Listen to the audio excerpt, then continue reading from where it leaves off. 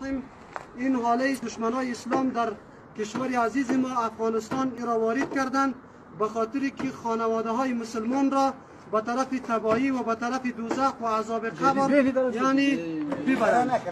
و اگر رسیدین این را فهمیدین ان شاء الله، نه این را به خاطر دشمنای اسلام جور کرده که تا که فرزندان مسلمان و دختران مسلمان و بچه های مسلمان هلاک شوند، به دوزخ بروند و در عذاب قبر مبتلا باشند. و بناهن به فرد مسلمان ضروری است که از خانه دشمن را، این دجال را از خانه خود بیرون بکنه. حتی این خریدن از نظر شریعت حرام است و در خانه گذاشتن از این حرام است. حتی این قرائت قرآن کریم تقریر از ناحیه تلویزیون گوش کردنش حرام است.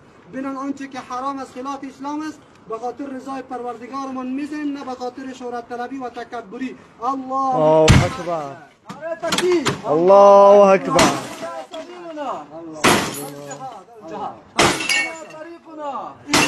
دشمن هست، این را دشمنان اسلام جور کرده به خاطر تباهی مردان مسلمان و زنان مسلمان، و مردان مسلمان را نمیگذارد که به سوی برود. برای ما مسلمان های را خلاف میکنیم تا اینکه برادران مسلمان ما، خواهران ما از شر